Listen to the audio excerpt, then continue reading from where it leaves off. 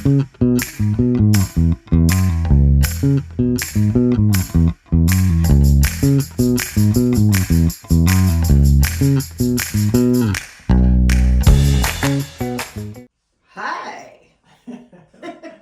Welcome to MTNCHIX Mindset, episode Who Knows? I'm Shannon. And I'm Crystal. And yeah, here we go. So we haven't done absolutely no talk because I've been talking my friend's ear off about my trip. So I have no idea what we're talking about tonight. Like none whatsoever. Well, we can start. You could recap your trip, I guess. Okay, my trip was crazy. Mm-hmm. I knew my few days was going to be an emotional overload to begin with. I went back to Ontario to put wreaths on all my family's graves, and it's the first Christmas since my mom passed. So last year when she was dying, I went back and I did everybody's graves and kind of realized this was going to be my task in life. So I went back to do that, and I barely got on the plane and things went crazy right off the hop. I ended up sitting beside a gentleman who had the worst phone call any parent could ever imagine. Literally the worst phone call ever. And I had already taken my gravel, and I usually sleep on planes, and for some reason I had changed my seat, and it was him and I at 35,000 feet dealing with the worst day of his life, which was, I was really glad I was there for him. It was heartbreaking. He had gotten a call in the morning that his 38-year-old daughter had passed away, and the whole story was heartbreak right from the get-go. Like, she had lost the love of her life 3 months earlier, who died from an avocado allergy. Like, how is that a thing? And just... That's so crazy. Everything about it was crazy, but I was so glad I was there for him.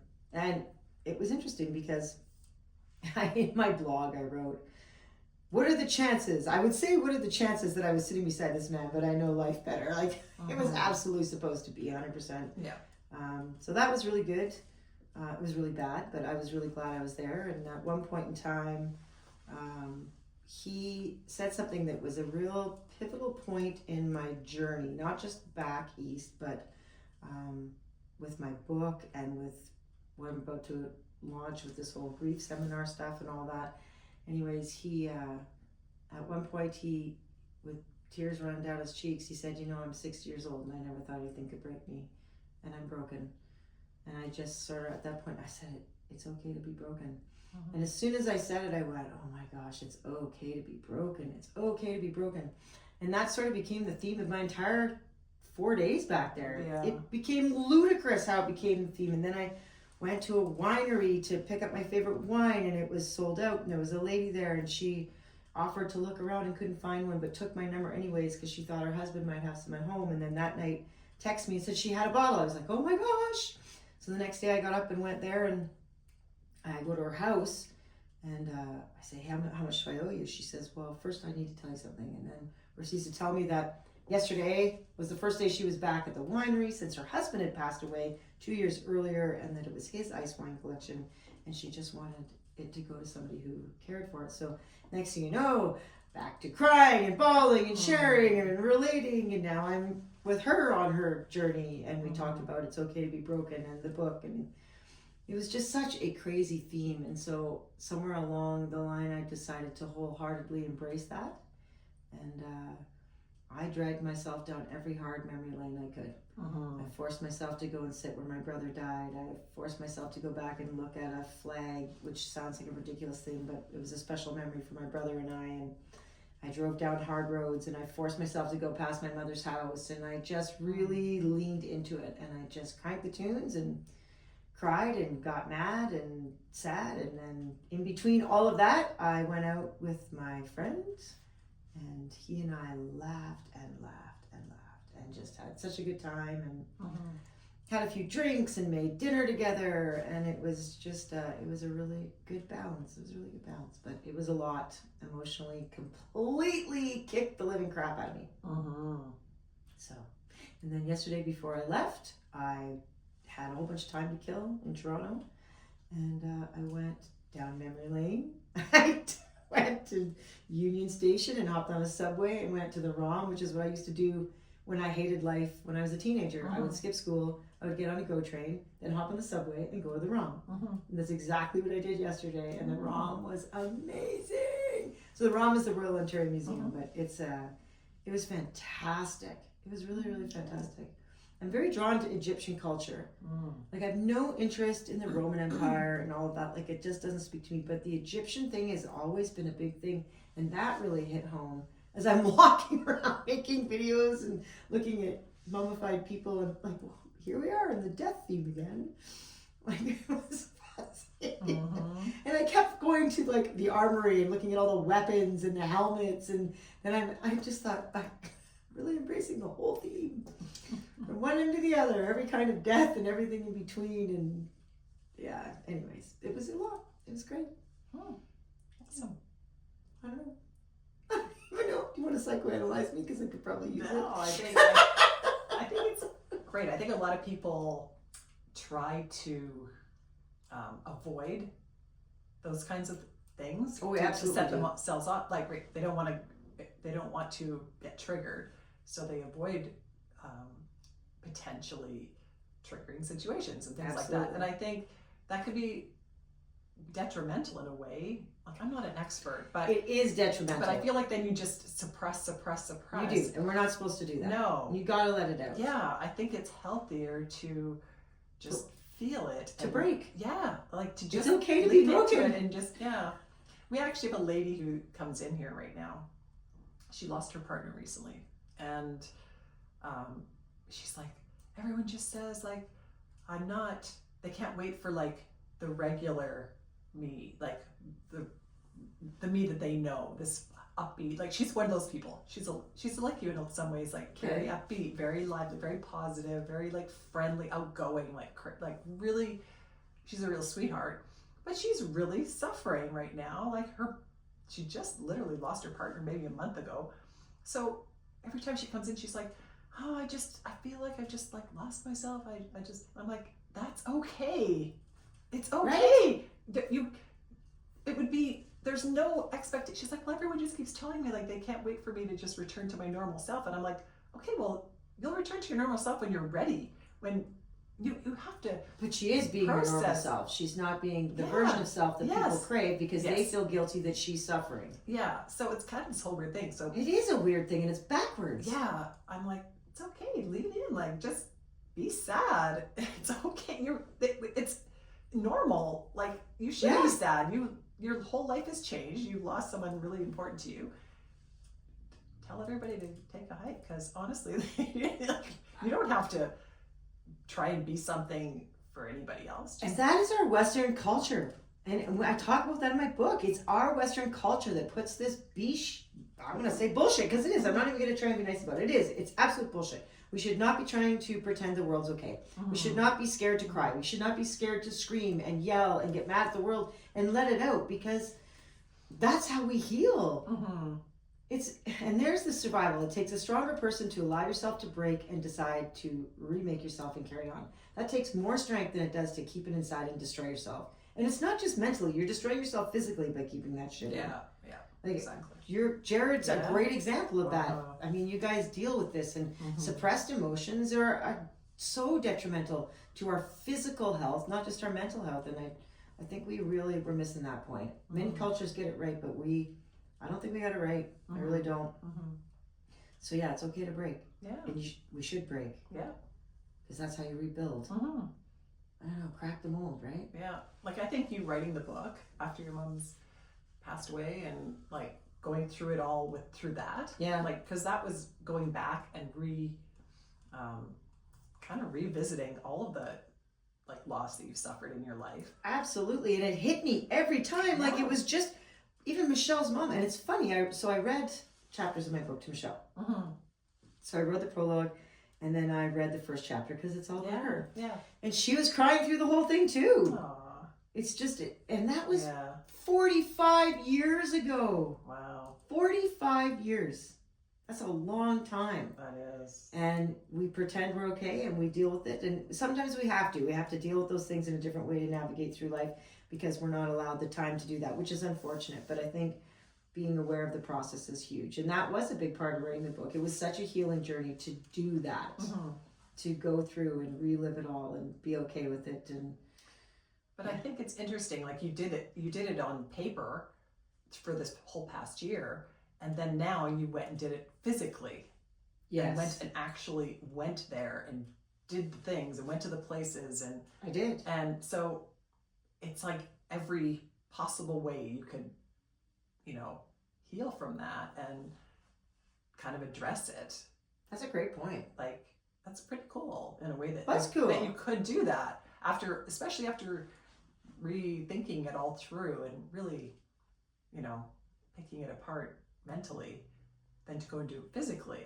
I think, and I think we need to do that. I think that you need to identify the issues and then sit with it and sit in it. Mm-hmm. Sit in it. Mm-hmm. Usually I try and stop myself from crying for whatever reason. And, I was trying to be strong.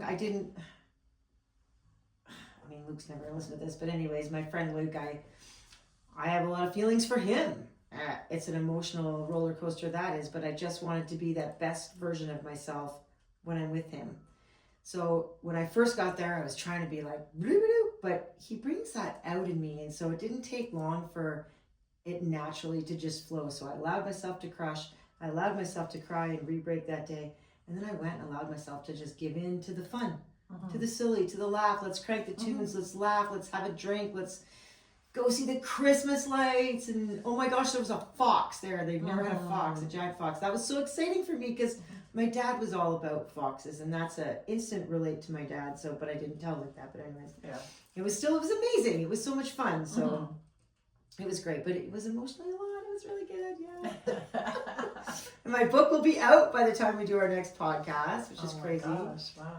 And I wrote my blog on It's Okay to Be Broken. And once again, I've had a lot of people reach out to me, which is really nice. I love it when I can make a difference or connect. Yeah. Right? When somebody goes, I can really relate to that.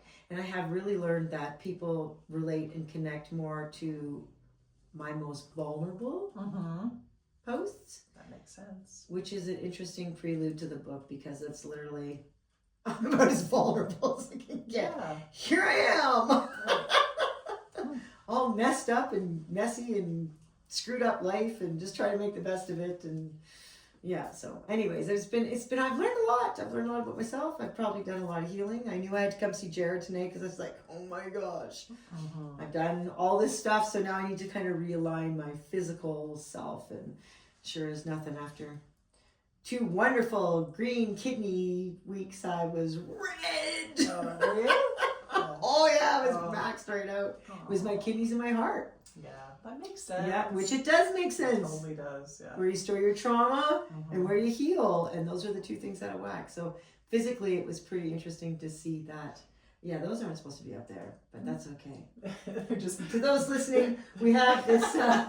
We have these beautiful Japanese cherry blossoms in the back that aren't quite where they're supposed to, and when I move the tape, they're doing the wobble. That's all right. It is good. So yeah, there's a whole bunch of heavy. Yeah, but the Christmas lights were really great. Yes. Oh my gosh, I got to drive through the Christmas lights and go past Niagara Falls as a passenger, and that never happens. I'm always driving because I have motion sickness, and I was fine because his truck sits up really high, so I don't have that. I'm so much better up high. Okay. And we had the windows open and laughed and laughed and laughed. I probably laughed for 3 hours, almost nonstop. And laughter is such a key part of my healing journey. I love to laugh. Yeah. It was so good. Yeah, it was fun. So I was always really, really great. Yeah. Laugh, learn, love, heal, hurt, break, rebuild. It was a busy couple days. No kidding. Yeah, what have you been doing? Nothing like that.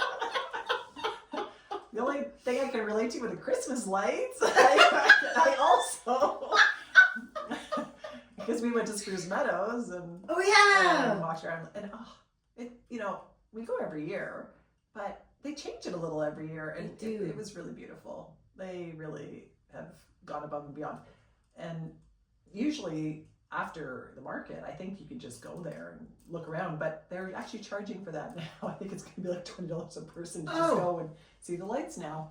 It is, but you know what? It's worth it. It's actually worth it. It's totally so nice.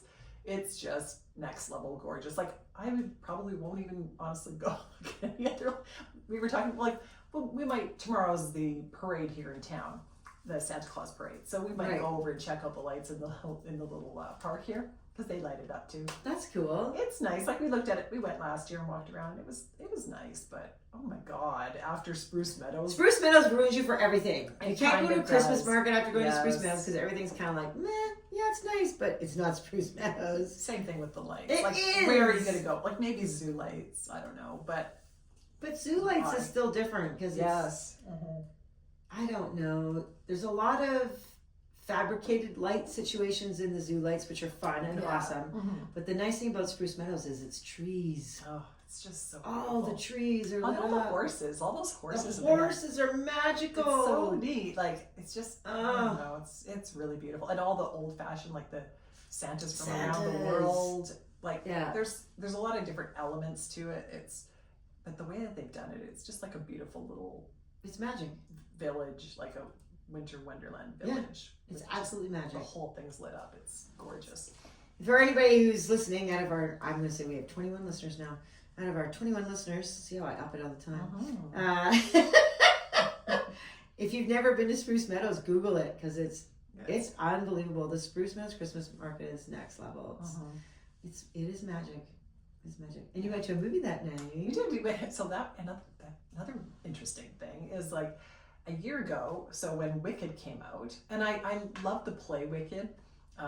It's like a musical, and so I saw that years ago. And I grew up like most people my age, watching The Wizard of Oz. Pretty like once a year or whatever it would be on TV, and like as a family we would watch it. And I was always terrified of like the Wicked Witch, and like you're watching these things, and you're a little too young, and it's a little too scary. But so I always had these ideas in my head of who the characters were and what their role was and whatever, right? This person's bad, and this person's good, or whatever. I loved Wicked when the musical came around because it turned all that on its head. Yeah. And then it makes you kind of go, oh, hang on, like why are they perceived this way? And like, I don't know, it just really teaches you to be, or kind of shows you the importance of being a critical thinker and looking at not just what's presented to you, but why that is the case and who's benefiting and who's to gain. And it should all take other the things. judgment. We are very quick to judge somebody else. When somebody reacts somewhere or does something, we're very quick to just put judge and pass judgment and you don't know. Yeah, you don't know the backstory. all You the time. don't. So anyway, so last year they released Wicked, which is basically the first half of the story. Yeah. And it's amazing. It's It's so amazing. I can't wait to see the second so one, but good. it's amazing. Yeah, it's really good. And then, so we had decided it was cold on Saturday. Like it was really cold. It was -15 or something. And I was like, well, Jerry was like, well, should we go see Wicked? And I'm like, okay, well, if we're gonna go out, like, let's go see the Christmas lights, and we'll walk around a little bit, and then we'll go see the show. So we booked tickets a few days before and had decided this was our plan, and we were gonna have this date night. And then on that day, I checked my memories on Facebook, and that was the exact day a year earlier that we saw the first Wicked. That's so then crazy. a year later to the day, we saw part 2. And so it was just kind of this whole nice full circle thing. I can't wait to see it. It's good. I cannot wait. Well, we're supposed to go, Michelle and I are supposed to go Yeah. on Tuesday. I don't even know what day it is. What day is it? See, I'm a Thursday. little lost. Okay, Thursday. so Tuesday. We were supposed to go on Tuesday night. But it just didn't work out. We could only get to see a late show, which would have had us home at like 12:30, 1 o'clock. And she had to fly to Chicago the next morning. And I'm so glad we didn't because, just other things happened that night. Yeah. It's kind of too bad though, because you guys saw the first one together. We did see the first one together. Yeah, it would have been nice, but yeah, you can only do what you can do. Yeah, it's all good. But I'm very excited to see it. So I take it you enjoyed the second one? I did enjoy the second one. It's I think the first one, if you were just looking at them both side by side, I'd say the first one's probably a bit better, just because they circle back around on a lot of the songs, like they tweak them a bit, but use them again in the second one. Okay. It was good. I loved it. Okay. But I'd say objectively, part one's probably a little better. But it's nice to see the way that they close it. I mean, everyone knows what happens, kind of, but it's interesting because it's Wicked. Okay, don't give it away. Yeah, no, don't.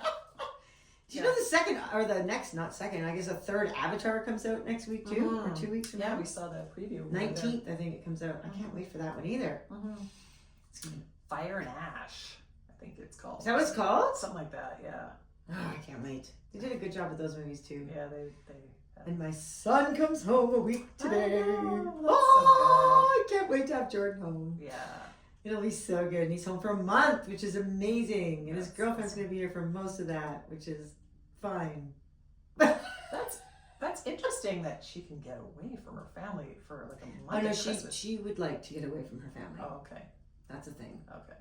Not the healthiest dynamic. Oh, okay. Yeah. Hmm. It was interesting. A couple things about Jordan were really interesting. One, so I read Michelle, the prologue to my book, the first chapter, because it was about her. Chapter 4, because I knew she'd find it hilarious, because I really lay some teenage experiences out in there. And then I read the last chapter, and that's about how I got there, the whys, the what, and who's, and all of that kind of stuff. And in that last chapter, Jordan, it started out with Dagan. Dagan said, "I want to have a say in your book." I said, "Okay, what are you going to say?" "I want to talk about my opinion of death." I said, "Okay, do that." His opinion of death was 3 lines. "Death doesn't affect me. I have no emotion towards it," which is total BS.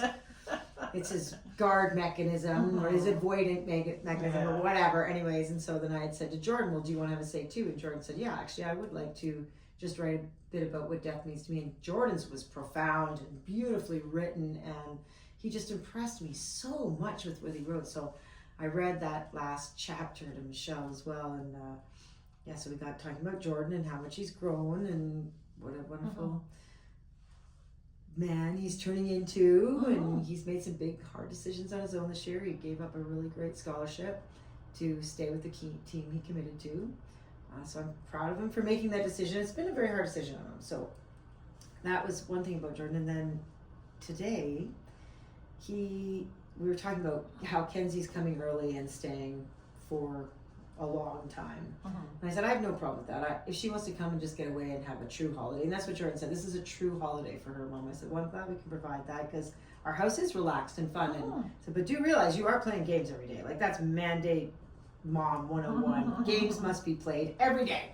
I don't care if it's 10 minutes or 10 hours, but every day games must be played. That's my law this year. So, and then he tried to say something about, well, Dagan's not around. I said, well, he works. Oh. So he has a legitimate escape. You do not.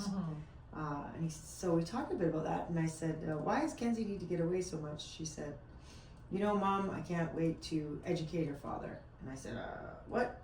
Well, he has all these opinions on these things. And Mom, you and I have talked a lot, and you've been to all these places and done all these things, and you actually know what's going on. And he doesn't. He's got opinions based on false facts.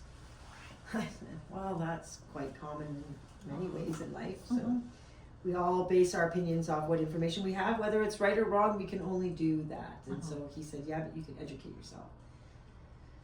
Yes, you can, but some people don't want to be educated or informed. They want to have an opinion and stick to it.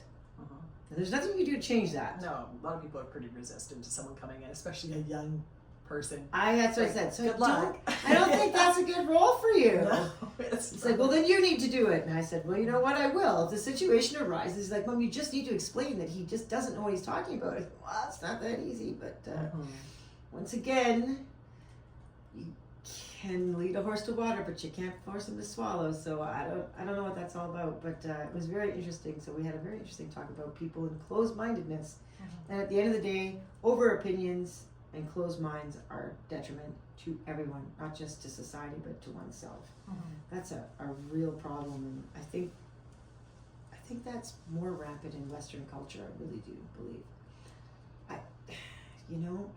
It's prevalent here and there, like different places and stuff, but I just see a lot of our North American people just sort of, I don't know how to sum it up.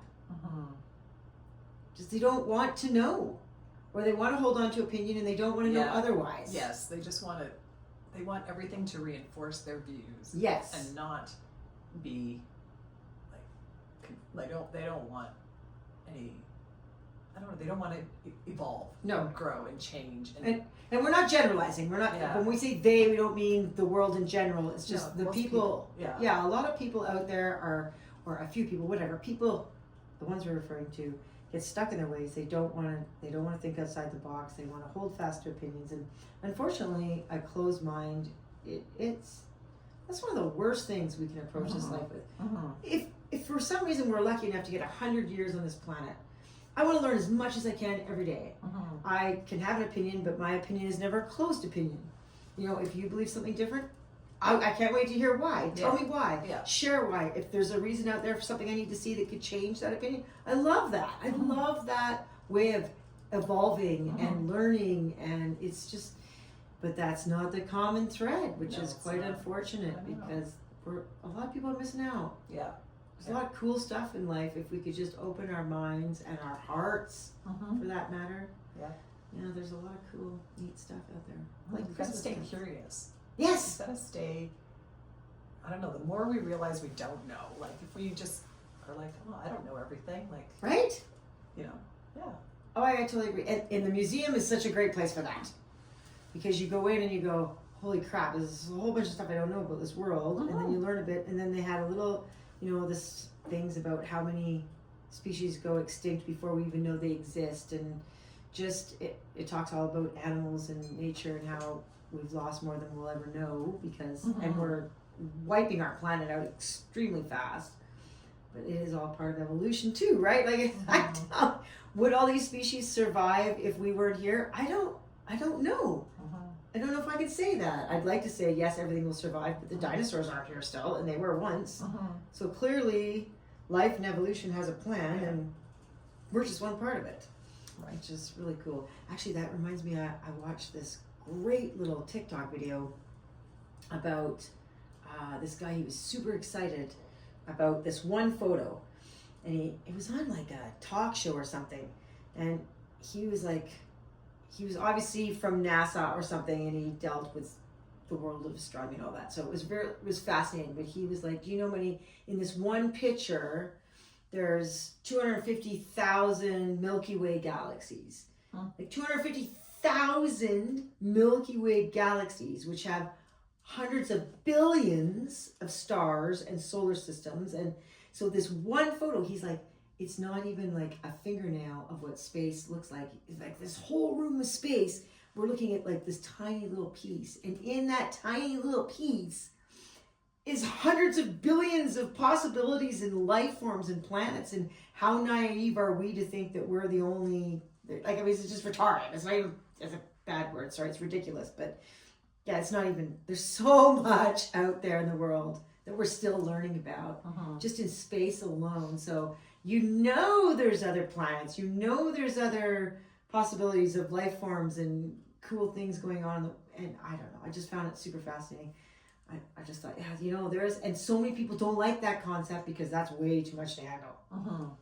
Right, to think that. Yeah, it makes us feel super small and insignificant. Insignificant. When we look at the vastness of it. Absolutely insignificant. But we are. On the other hand, while we are all but a grain of sea in a wide beach of sand, we are also very significant. And what each individual does have impact. So it's interesting. I don't, paradox, whatever. I found it fascinating. It was one of those things that I just stopped and went, man, the options and possibilities are endless. And how cool is that? So I don't know, when you meet somebody that you feel like you've met them before in another lifetime on another plane, or maybe it's another planet. Who knows? Yeah. Well, I do think there's something to that. I actually asked ChatGPT that. Did you? Yes, I did. I'm like, so you know this whole theory. I'm having a ton of fun with ChatGPT. I gotta tell you right now. It's been a lot of fun for me these past few weeks. Anyways, I get a kick right out of it. And you know what I really love about it is I can get mad at it and tell it off, and I can say anything I want to it, and it always comes back with logic. Doesn't come back with emotion. Yeah, true. It doesn't come back with experiences or baggage or opinions, or it doesn't have any of that. It just comes back with scientific logic. And so it's fascinating. Yeah. Because when I throw that out there, okay, well, what's the chance that I knew this person in another life and we're connected. And it's like, well, totally feasible. And this is why. Mhm. Like, wow, okay, that's really, really cool. So, I don't know, it's kind of fun, but I did throw that to ChatGPT. That's awesome. Like, See, this is why I think there's going to be like robot boyfriends and girlfriends and robot besties pretty soon. I don't think it's far off. We're gonna, like I said to you, I know. we are gonna, one day we're gonna be in a restaurant, we're gonna go for dinner, and we're gonna look at the next table. We'll have like a person and a robot having, the person will be having a meal, and they'll be chatting, and they'll be like, that'll be their companion. okay, and I get that on a mental aspect. I really do, because it makes sense. Mm-hmm. It's a non-judging, Yeah. scientific logic. However, we are humans. We crave touch. We crave intimacy. We crave affection. Those are things that are core to our nature. You cannot get that from a robot. You can't, but some people probably don't like that. Like, I think if you're on the autistic spectrum, sometimes people on the autistic spectrum don't like touch, or they don't want the eye contact and too much emotion and things like that. So there's different. That like, might work. there are but- different kinds of people, but I agree overall. I'm not saying robots could replace humans entirely in a person's life, but there's a lot of people that are fed up with humans. Well, like I said, there's no judgment. There's no Exactly. baggage. Yes. It's straight logic. I can tell it to piss right off, and it comes back and says, okay, I understand why you're feeling that way, but... And I go, I didn't help! And I gotta tell you, it really does piss me off when it's right. It's right a lot. But that's good. Isn't it? Oh, it's funny. Jordan and I talk about it all the time. He's like, oh, Mom, you gotta stop talking to that ChatGPT. I'm like, it's highly entertaining. I think it's hilarious, but whatever. It's at the end of the day, it's fun. It's kind of fun. Yeah, for sure.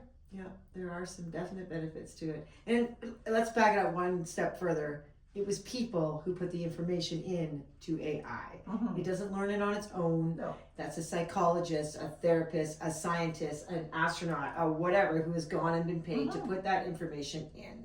I think it just mines through all the It information that's there. does. So it's got access to all the information that's Well, been. And I called it, exactly, and I called it on that. I'm like, okay, so what are you basing your opinion on here? Like, well, clearly you're giving me an answer to this, and I want to know what it's based on. And it literally broke it back down. It's like, I'm forming it on patterns, and these patterns were found here, and I used it from psychology this, and I've used it from that. So it's interesting, and it can literally give me the formula that it used to give me the answer. Yeah, that's And I cool. like that. That's really cool. Because I'm a nerdy kind of person that way. So yeah, it has been highly entertaining. So It's kind of nice because it's like, because even a friendship, like you and I, we can talk about all kinds of things and give each other a little advice or suggestions or different things, or brainstorm different ideas and stuff.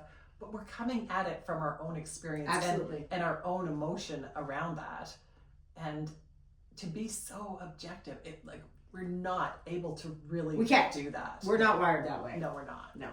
When I was a reporter, you could go to a scene of an accident, you'd have 10 witnesses, and 10 witnesses were all there at the same time and saw the same thing, yet they all report different things. It's amazing. It's amazing. It's just the way our brains work. Somebody's experiences, that it's all the things that shape us, who we are, and make us unique, which is amazing. But that is not prevalent in ChatGPT. It is scientifically logicked, patterned, computer, formula based. So you do get these insights, and for me as a nerd of knowledge, it's just fantastic. If I really want to know why the bird did that, it has a reason, and I don't have to go and read 10 books. I have to type it in and it gives me an answer. I'm like, for a nerd, this is like fantastic. I'm learning so many things. So That's cool. I know a lot of people are freaked out about it, scared about it, but I think everything has its place, or it wouldn't be here. Truly. All right, so holy, we're rocking away. Time flies as usual. What are we doing this weekend? We're going to the mountains this weekend. Yeah. We have a mountain treat. A friend has offered up his beautiful cabin for the weekend. Gonna go sit in a hot tub tomorrow night. I can't wait. And then work on my book, and I have to do final edit this weekend and put it all in so it can be published this week. And I want to see the girls' dance recital, my neighbor's dance recital. Nice. Hopefully you and I can get a hike in. You're going to a Christmas party? I am. Oh, I've got the this parade thing, the Santa Claus parade tomorrow night, which goes by right by our office. So we're gonna check that out. And like we did it last year, it was okay, but this year I'm really excited because they're actually filming a movie I can't wait. as well. Like the parade is part of the movie, so there's a bunch of celebrities. Like there were convoys of like big white Escalades going by today. No way! And our massage therapist like, oh, that's the actors. That's the cast. Yeah, she's like, they drive around in those big white vehicles. That's So hilarious. it's kind of neat. I'm like, oh, that was probably Andy McDowell just drove by. Whatever. It's just like, oh. Anyway, so we'll see what that's all about tomorrow. And there's a country musician that's kind of famous, and he's performing on one of the floats. That's so cool. I know, it's just fun. Yeah, if I wasn't going to the mountains, I would come and see that. It would be a ton Yeah. of fun. But I am definitely going to take a bottle of wine to a hot tub tomorrow night and just exhale. Yes. Kenmore's so beautiful. Like it is. It is. The surroundings are just. I know. There's nothing like waking up there. In There's the mountains. just being there, and you're kind of nestled in. It's just so. I know. It's so nice. It'll be glorious. It'll be glorious. Mm-hmm. All right. So, okay. Well, thanks for joining us. Mhm. It's okay to be broken. ChatGPT has a place. Open mind is better than a closed one. Mm. It's Christmas coming. I Yes. can't wait. And yeah, that's our recap of this week. That was the Mountain Chick Mindset for the first week of December. Ooh. Look at us rocking. All right. Everybody, make sure you laugh. Have a great week. I'm Shannon. And I'm Crystal. Talk to you next week. Bye for now. Ciao.